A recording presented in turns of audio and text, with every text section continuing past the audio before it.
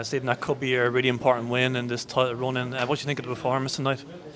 I thought first half we gave up too many chances, and it was because we were too rushed in our possession in the final third. And we know they're a dangerous team in transition. We know teams like to play against us in transition, and we gave up too many good moments to them in the first half in transition. Second half we were a lot better at controlling the game. We made the extra pass in the final third, which really killed them, and we took away the transition in the second half, and as a result controlled the game. Yeah, like you said, Dundak did create a couple of dangerous openings. From our point of view, Rory Gaffney has some chances, both of them ruled out for offside, unfortunately. Yeah, we both had chances, but like I said, I felt second half we limited them and controlled the game. First half we gave it too many, and we had a few as well. But even in the first half we had a couple of opportunities to really go and hurt them, and we were sloppy in the final bit. We made the extra pass. We just rushed it a little bit where we needed to be calm and composed and hurt them. And I thought second half we did that. It was our first Friday night in Tallaght in a little while. A good crowd boosted by the schoolboy teams there. We can hear outside who urged us on to break the deadlock. We finally did. Pico rose highest from the corner. Yeah, it was a great crowd. Like you said, our first Friday night game in a long time, so it was great to see a big crowd come out considering the weather, and it was on TV. And our fans and our crowds have been incredible this year, domestically and in Europe. And when they show up like that, they help us through difficult periods, and they really do give us the energy to get over the line. So massive thank you to them.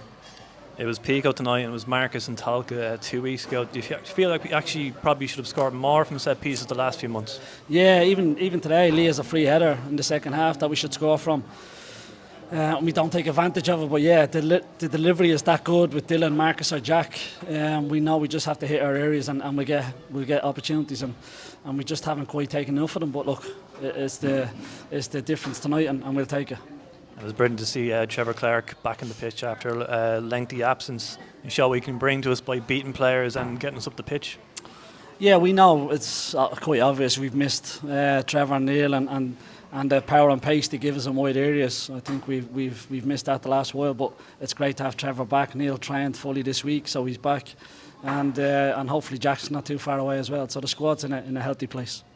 The 2-goal cushion would have been nice. It didn't come, but we did need to call in Big Al a couple of times to see out the game, which was important.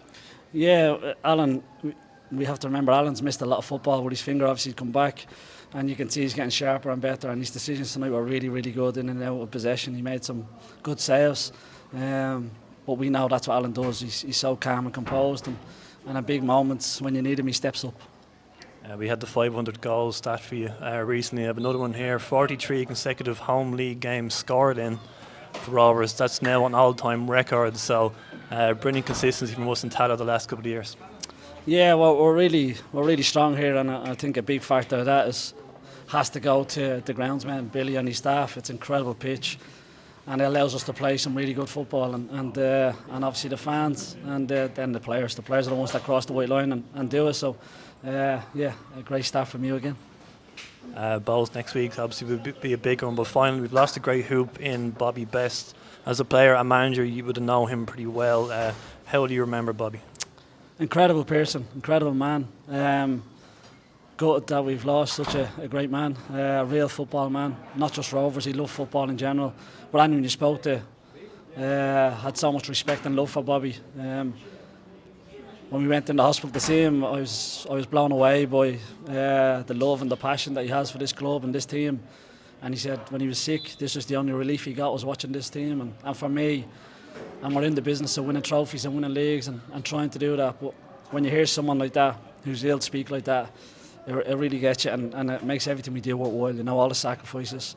And he got a great turnout for his funeral. And great.